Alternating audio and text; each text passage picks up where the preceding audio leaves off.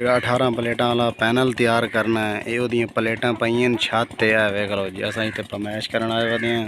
ए वेखो जी, ये सारियां प्लेटा छत ते पईयां ने। वेखो अगे कुछ प्लेटा अनेरी नाल त्रुट गईयां।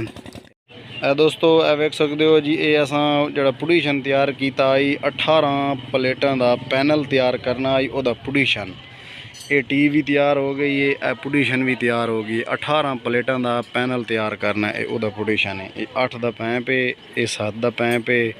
ये मुकम्मल तैयार हो गई है। वेख लो जी, रंग भी क्लीयर हो गया है। सपोर्टा भी लग गई हैं ताकि साढ़े जोड़े कस्टमर लै वही सन वो इनू थले जमीन है जो कंक्रीट करना है वो कर ली सन। ये निशान लगो है, एवे दे ये निशान लगो है।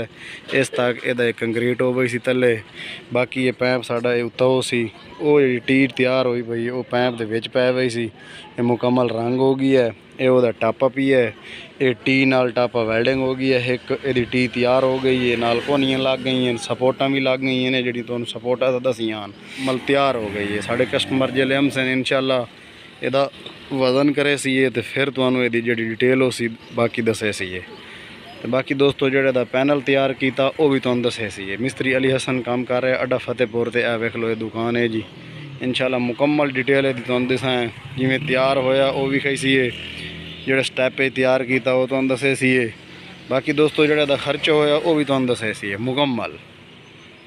तो वीडियो अच्छी लगे तो लाइक। 18 प्लेटा का पैनल तैयार करना आई। ये टी भी पुडीशन भी तो जो टप तले पी है वो भी।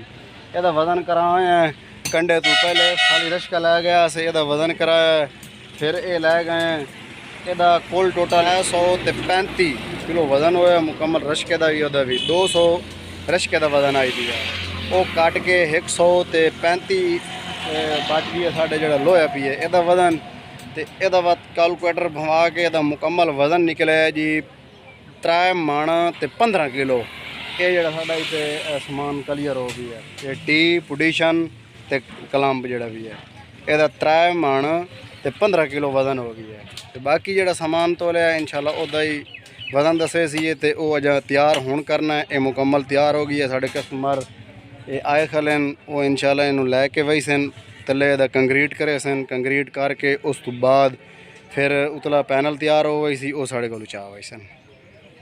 दोस्तों जो 18 प्लेटा वाला पैनल तैयार करना है, ये ओदियां प्लेटा पईयां छत ते है। वेख लो जी, असां इत्थे फरमाइश करन आए वदे हैं। ए वेखो जी, ये सारियां प्लेटा छत ते पईयां ने। वेखो अगे कुछ प्लेटा अनेरी नाल त्रुट गई हैं। तो हुण ये साढ़े कोल पैनल तैयार करवाइंदा पैन मिस्त्री अली हसन तैयार करेंदा पई है। ये साढ़े फर्मे पैन वेखो जी, ये इंची टेप पई है। ये सारी फरमाइश करेंदे पे हैं। ये अड्डा फतेहपुर ते मिस्त्री अली हसन तैयार करेंदा भी है। ये वेखो जी, ये सारियां प्लेटा ही प्लेटा पईयां। 18 प्लेटा का पैनल तैयार करना है। साढ़े चैनल को सब्सक्राइब करना। मिलते हैं किसी नेक्स्ट वीडियो में, तब तक के लिए अल्लाह हाफिज़।